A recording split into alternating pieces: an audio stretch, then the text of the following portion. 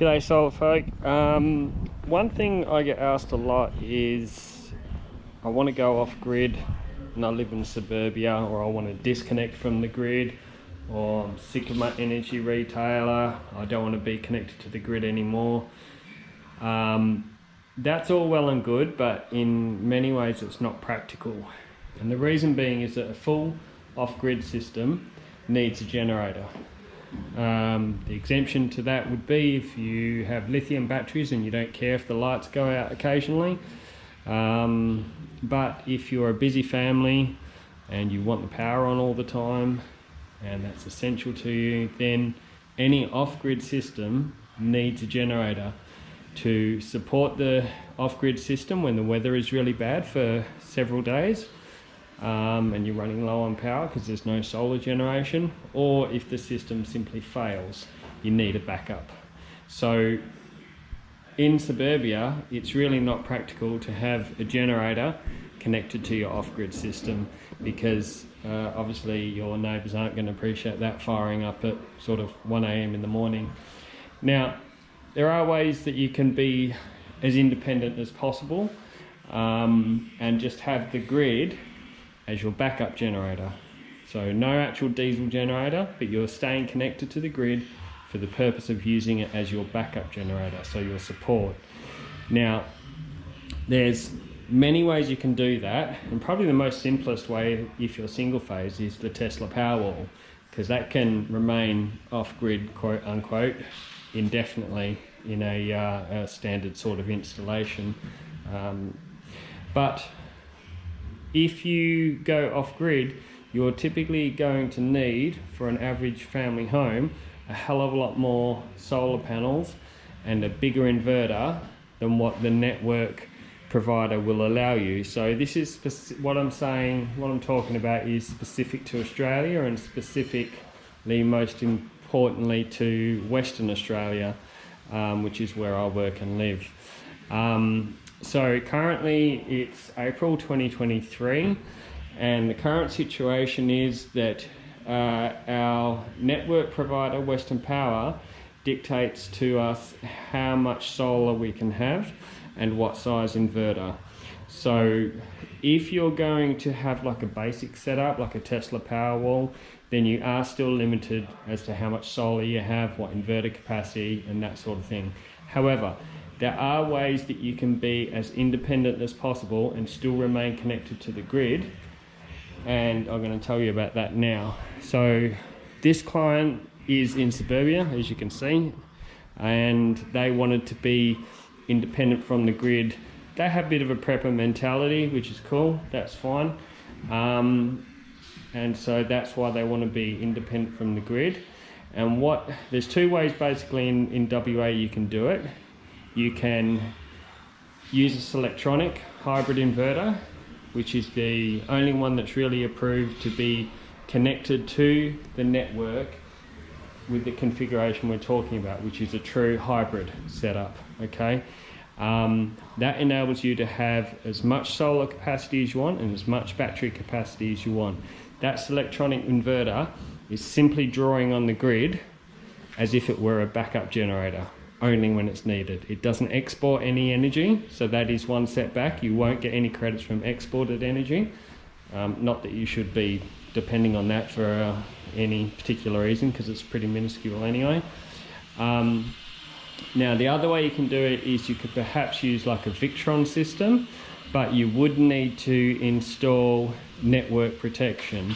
So that network protection is essentially a box full of electronic componentry and contactors, and that is a fail-safe method of protecting the network, which is important because if everyone's inverters all fail at the same time and then all that energy gets dumped on the grid will then fail.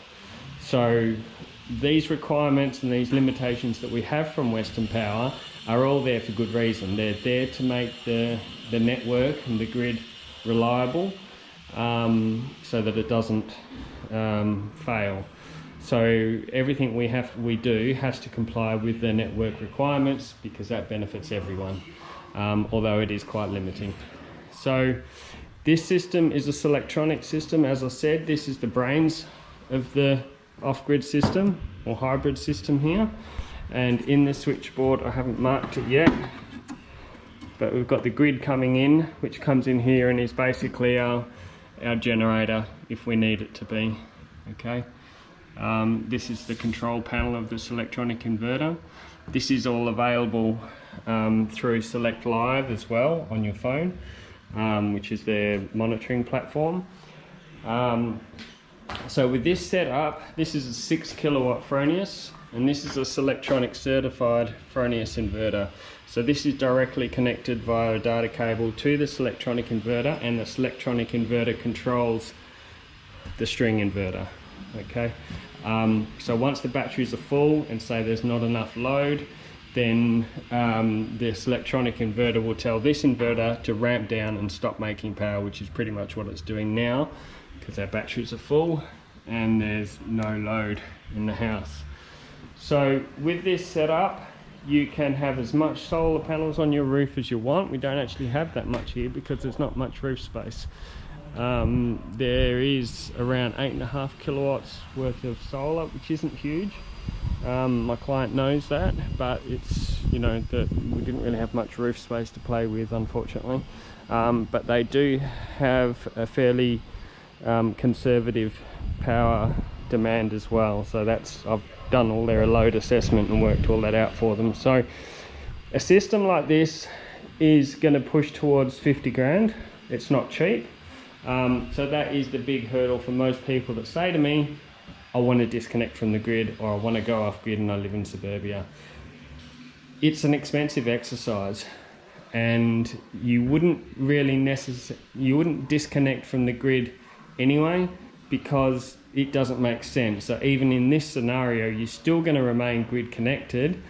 You're just going to have that flexibility to have as much solar as you want and as much battery capacity as you want, without being told what you can and can't have by Western Power.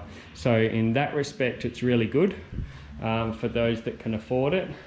So ultimately, the answer to the question, can I go off grid or can I disconnect from the grid? Well, yes, you can, but it doesn't necessarily make sense. However, if you're doing it because you want to be independent, or you want to have more solar because you've got massive power loads, and Western Power aren't saying you can have more solar, then you can do this. And that way, there's no limitations. You can go for your life. You still obviously have to comply with all the regulation requirements. I'm just using the PowerPlus batteries again. Only 4.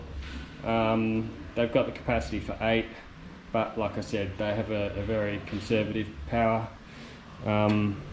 demand. This is mainly so they can be independent from the grid. So there you go. That's the answer to the question. I may have left some things out. Essentially, it comes down to dollars. If you want to spend this sort of money, then yes, you can do it, but you would still remain connected to the grid just for that backup.